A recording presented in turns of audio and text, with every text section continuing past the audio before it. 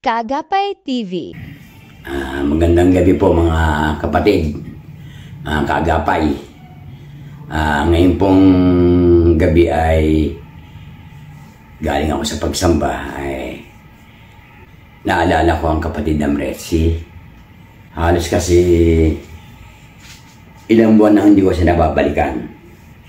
Mula nang ating ma-vlog siya, ang huling natin pag-uusap sa kanya ay medyo okay na rin yung kanyang breast cancer. At tapos ay ang problema niya ngayon yung colon cancer niya. Sabi ko ay balikan natin para malaman natin ang kalalagayan ng ating kapatid, si Kamercy. Mga kapatid, Kamercy po ay isang diakonesa sa Balibago. Biglang kapatid na kahit may karamdaman, patuloy sa yun ang nakita ko sa kaya isa sa mga napila. Ano po? Kamercy po, nung huli kayo mag-usap, sabi niya, itong araw buwan na December malalaman kung yung kanyang colon cancer ay yan huli yung sabi sa akin. Yung bukol ay dapat matunaw. Gusto kong makita kung anong situasyon ni Kamercy. Mga kapatid, Kamercy kasi ano po kung ano yung Kamercy, yung malunggay, sabi sa akin, yung daon ng malunggay, napakalaking bagay para sa kanya. Kaya si Kamercy mula November, December, November, kada 2 linggo, sinusuplayan ko siya ng daon ng malunggay. Kamercy. Itong buwan ng December, hindi ko na siya napasyalan. Babalikan po natin siya. Ano pa mga Kagapay? Bukas po. Bukas na bukas din ay pupuntahan ko siya. Dada natin ng malunggay. Tsaka bibigyan natin ng konting tulong. Para kahit pa paano naman makatulong tayo sa kapatid. Ano po mga kapatid? Ang may tutulong natin pinakamalaki ay yung panalangin. Isama natin ang kapatid natin. Isa po siya sa masiglang kapatid, diakonesa. Sabi nga niya, may mga pagkakataon na makasamba lang siya, maligaya na siya. Po, sige po, bukas, puntahan po natin. Kapatid, abangan niyo po. Kamusta na po kayo, Kamercy? Okay naman po. Opo. Ngayon po, mga Kagapay, muli kong binalikan si Kamercy kasi nung una pinunta natin, ngayon ipapalop natin yung naging resulta ng kanyang karamdaman. Ano po mga Kagapay, ngayon pong hapon ay dinala ko si Kamercy. Sabi ko, alamin ko nga ulit si Kamercy at dalawin ko ulit. O mga Kagapay, kaya ngayon andito po si Kamercy, alamin natin mula doon sa kanyang karamdaman ng dating breast cancer kung ano na nangyari. Ano po, follow up lang po natin. Sige po Kamercy, kamusta na po yung sa ano nyo po? Okay na po yung sa breast ko. Kaya lang po na-diagnose po uli ako na mayroon po akong suspicious cancer sa colon. Nagkaroon po ako ng maliit na bukol dun sa pinakang lining ng ating malaking bituka. So yun po, may buti naman po at naagapan. Yun po ang ginagamot nila ngayon sa akin. Bali yung colon cancer nyo po ay positive na siya? Parang suspicious cancer pa lang naman po sabi ng doktor. Opo, kailangan lang pong matunaw yung bukol. Pag hindi raw po yung matutunaw, lalaki o operahan at tatanggalin yung may bukol. Kasi napansin ko po lumalaki yung tiyan nyo. Oo nga po Para po akong buntis ng 5 buwan. Ganun po. Tsaka po yun nga, minsan sumasakit. Lagi siya sumasakit minsan, pero okay naman po. Hindi ko kaya ng dati talagang hindi okay nangihina na ano? Hindi naman po kasi kahit na bukod po dun sa gamot, meron man po akong ibang iniinom. Herbal. Herbal po? Opo, yung herbal po na sariling gawa. Pero yung pa-check up niyo po, tuloy-tuloy naman? Tuloy-tuloy naman po. Tsaka yung pong gamot, araw-araw po. Yung inom yung malunggay. Tsaka po yun, nagbe-blend po ako ng nilagang malunggay. Talaga pong the best yung nilagang malunggay, tsaka yung blend na malunggay. Yun po talaga nagpapalakas sa akin. Kahit di po ako nakain ng kanin. Yun lang po? Basta po nainom ako nun, malakas po talaga sa katawan. Talaga pong malaki ang naitutulong. Sa inyo po? Opo. Malunggay. Opo. Ngayon po, bali ano pong tuloy-tuloy may pagtupad? Nakakatupad naman po ako, awa ng Diyos. Kahit minsan talaga kong tinitiis ko. Kaya nahihirapan po ako kasi yung punsaya ko. Palibasa po yung lumaki yung tiyan ko, lumalaki. Masikip na po, nahihirapan ako. Ba't po kaya lumalaki yung tiyan mo? Yan po ang sabi po ng doktor, nagkakaroon, parang namamaga po yung aking bituka.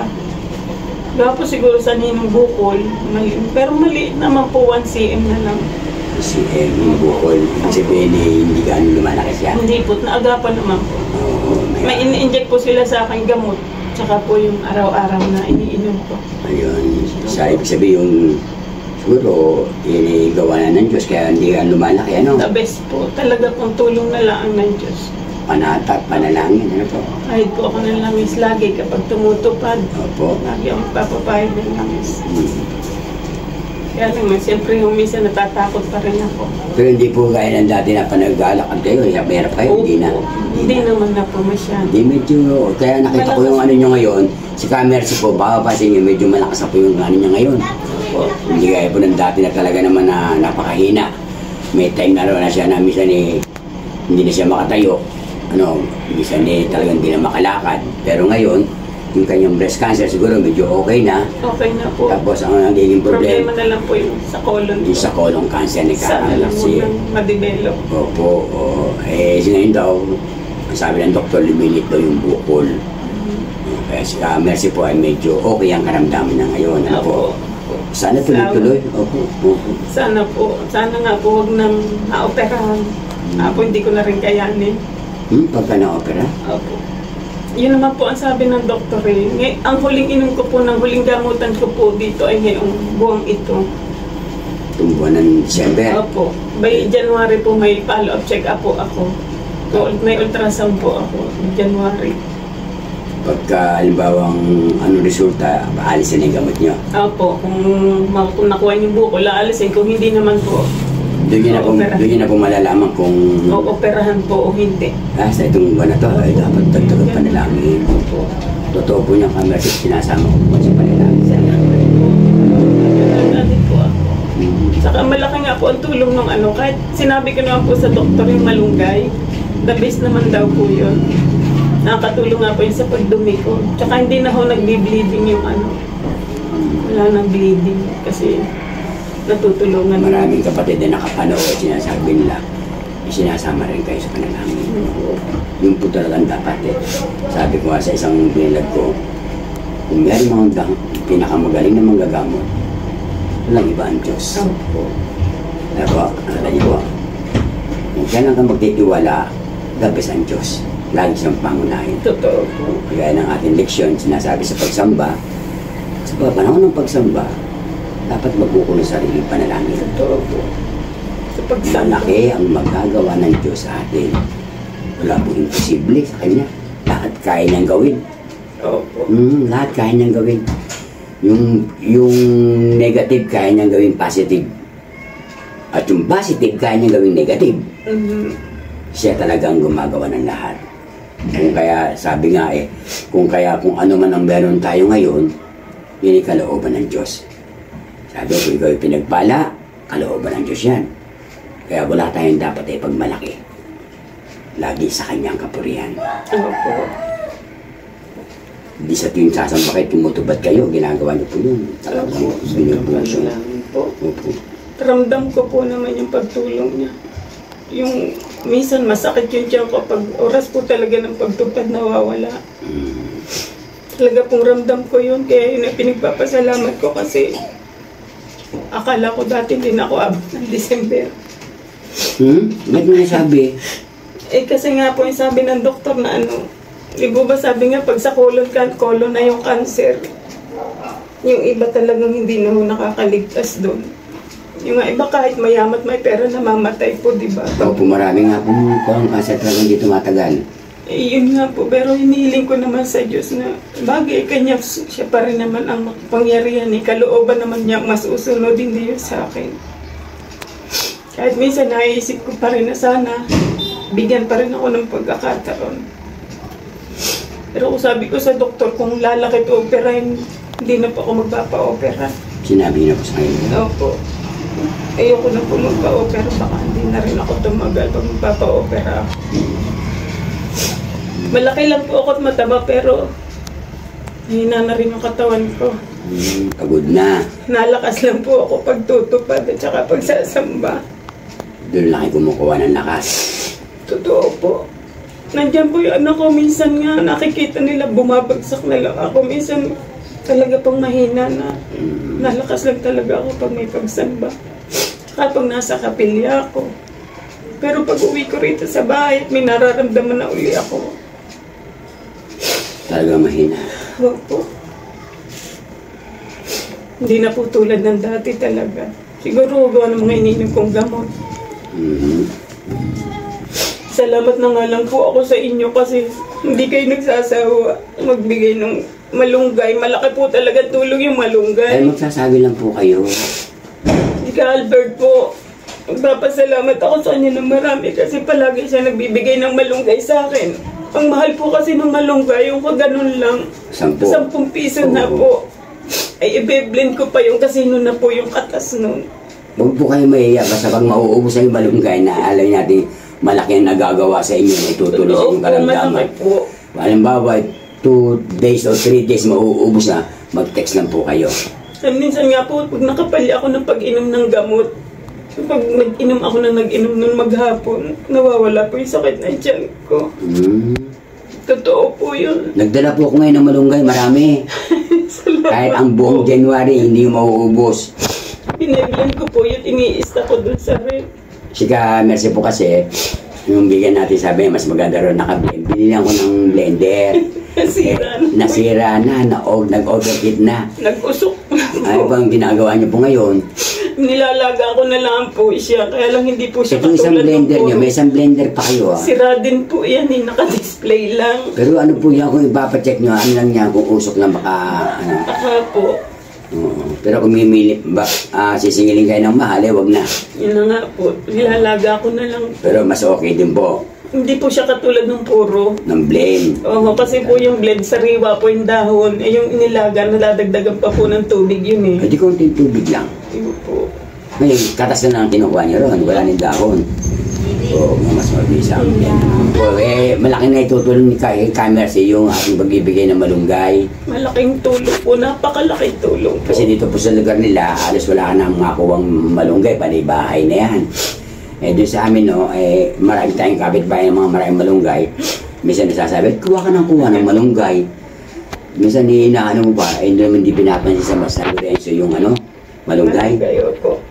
Sabi ko, hindi ko kasi meron akong binibigyan na kakilala ko, kapatiran ko, malaking bagay raw sa kanyang malunggay. Siya, putulin mo ng putulin, sabi sa akin. Pag naputol ka ng malunggay na mataas na, kukulo ka ng dahon, di maiksi na siya. Siya naman nagdadaon na marami. Opo. Kaya mas marami tayong nakukuha. Ano po? Kaya huwag kayong mahihiya pag yung mauubos na magsabi na kayo sa akin. Nakakahiya din po kasi siyempre papagod din kayo panguuha noon. Pag dyan lang po pag ako sumamba ng Miyerkules, dinadaan ko sa kapilya. Dala-dala na namin yun. Ano po, minsan nga nasa biyahe kami, may nagtatanong, kaya ang tayong malunggay, pwede yung bumili. Makinga po ng malunggay. Sabi ko, hindi ko po binibenta po ito, meron po. May pagbibigyan po ako, hindi ko binibenta, sabi ko.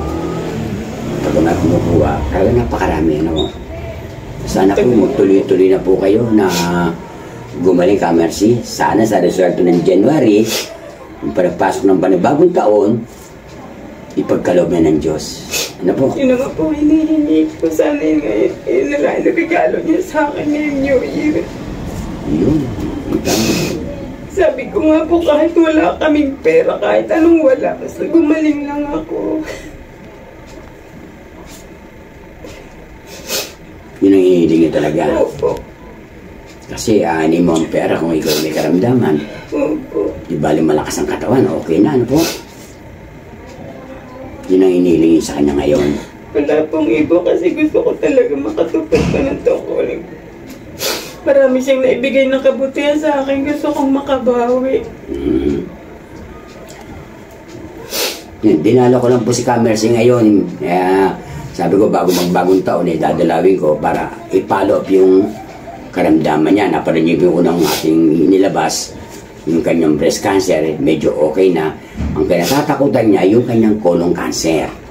Ngayon, ito naman, sabi naman daw niya, ang resulta ng doktor, parang lumiliit yung bukol sa loob ng bituka. Kaya lang, ang tiyan niya lumalaki. Gawa nga ng siguro dahil nga namamaga, paano Kamersi? Mga kagapay, mga kapatid, nananawagan po, tulungan natin ang Kamersi. Isama natin sa panalangin. Hindi man tayo makatulong sa financial. Basta panalangin. Ang bagay po yung panalangin. Opo, yun man lang, ano po. Anong masasabi pag halimbawa si January na wala na ho yan? Alam ko kung masabi, pero talaga magpapasalamat ko sa Diyos. Una sa Kanya, pangalawa po sa pamilya ko, pangatlo sa mga katulad po niyong tumutulong sa akin. At sana nga gumaling na ako ng tuluyan, makabawi man lang ako. Kaya ba? Kaya naman po. Kakayanin ko. Hanggat tutulong ang Diyos, kakayanin ko. Kaya ko na mapuntisin yung sakit eh. Bali, ilang taon na po kayong alipin yan, yung step nyo? Magsa 7 years na po ako ngayong April na darating. 7 taon? Sabi po kasi ng doktor, 10 taon po ang gamutan ng cancer. Gumaling naman po yung breast cancer ko, wala na. Kaso yun nga po, parang nahawahan naman yung colon ko. Hindi siya bumaba dun sa mattress ko. Wala naman po, nag-clear naman po yung sa baba. Yun lang po sa colon. Doon siya nag-ano. Pero minomonitor pa rin po ng doktor yung sa yung mattress ko. Kasi yun po ang pwede rin lipatan nila. Yung mattress nyo? Mattress o kaya po yung uterus, yung ovary. Yun po, iba kasi po yung mga kasabay ko, na-chap-chap na eh. Pero buhay pa, wala na po silang ganon. Inoopera na yung uterus nila, wala na silang ovary kasi yun ang hinawahan ng cancer. May sa inyo na may bituka? Opo. Wala sa ovary? Wala, clear naman po. Monitor naman po ako ng check-up. Ayun. Yun po ang pinagtsatsagaan ko kasi hindi ako pwedeng maging kampante. Kaya kahit minsan malayo ang PGH, basta may pamasahe. Gutom at pagod nga lang ang kalaban doon sa PGH. Eh, magbabaon na kayo ng pagkain. Minsan po, nagbabaon ako ng tinapay. Opo, kaya magutom. Yung pagod na lang. Pagod po yung pagpila. Opo. Talagang ganyan, ano? Opo. Isipin niyo, 7 taon sa Mercy. 7 taon na po.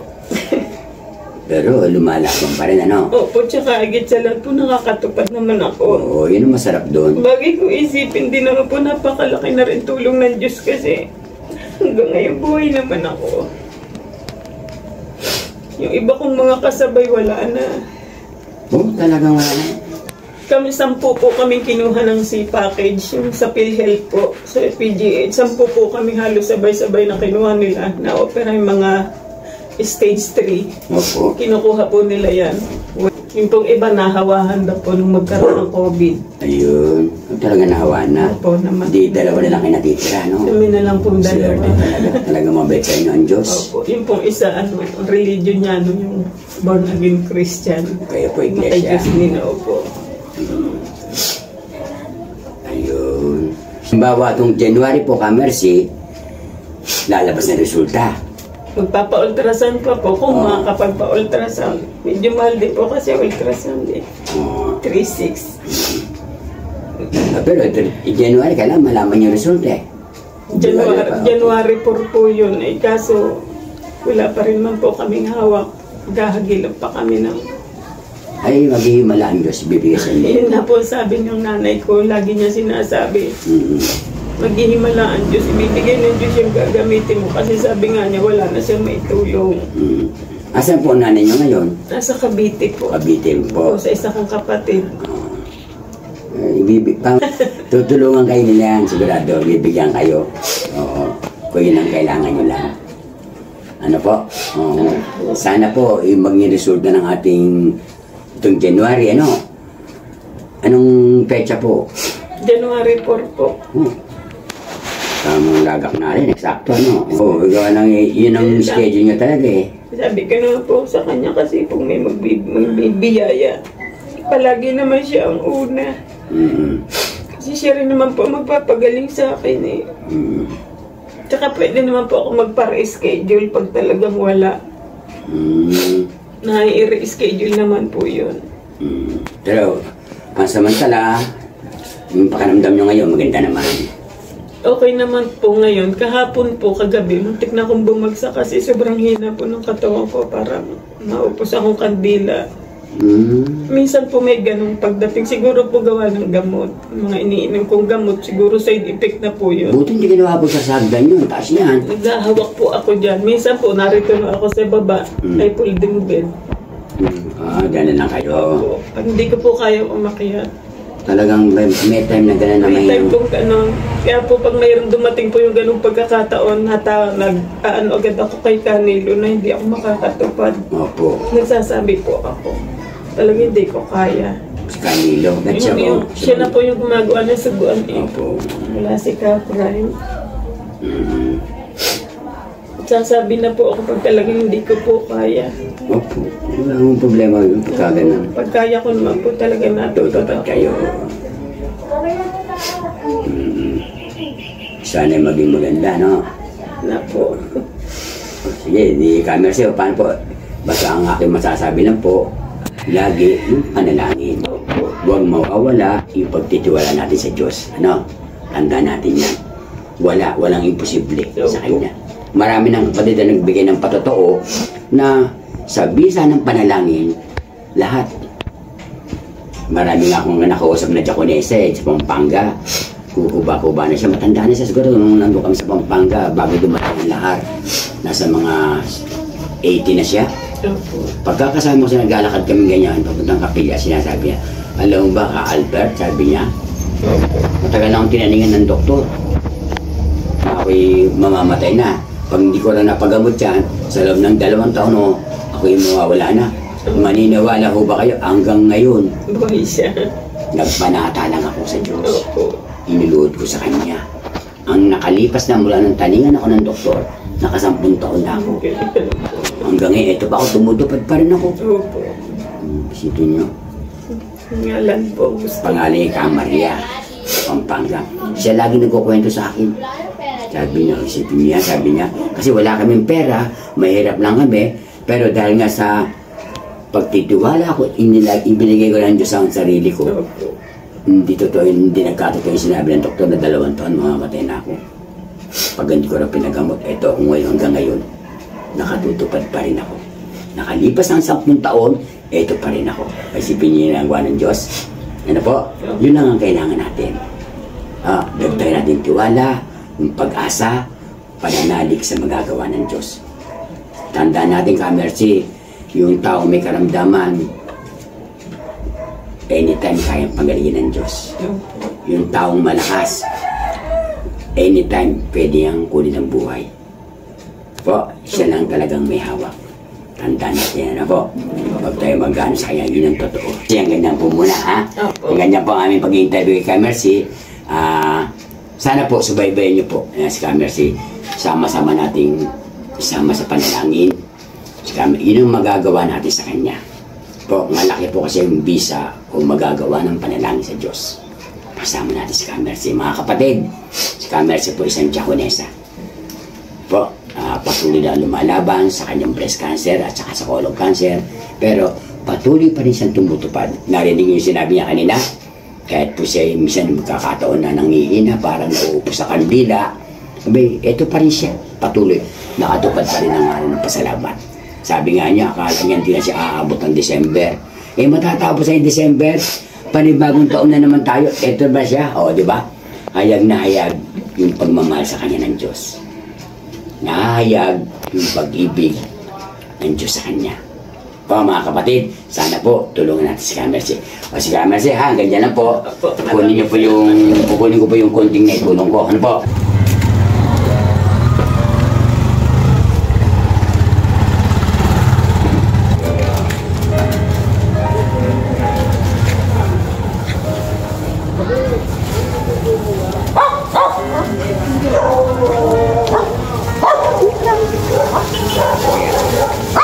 Yes, Cooper. Ako, ha?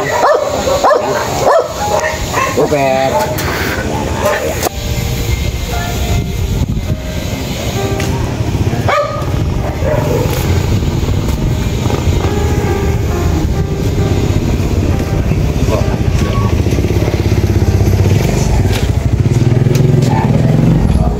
Nagdala ko si Kamersi ng malunggay. Ito ang kailangan niya.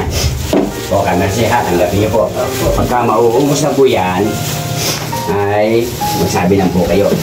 Marami po. Tulong ito sa akin. Sariwa po yan. Alas ha. Opo, salamat. Tandaan niyo po, basta pagka ano po, kulang pa, mauubos ang malunggay, totally ang pinakasinasabi yung malaki may tutulong sa inyo. Opo. Text lang po kagad. Kagad, baka po meron po malunggay. Salamat. Re-replyan ko papagat. Ano po ha? Kasi po ha. Hanggang dyan po mga kagapay, natatapos ang ating ano. Tanggapin po. Maraming salamat po, Albert. Po, sige po, Kamersi. Magaling po kayo. Salamat po. Wala po susuko, laban tayo. Salamat Po, laban ng ano po, Kamersi. Opo. Sige po, hanggang dyan po, mga kagapay. Salamat po.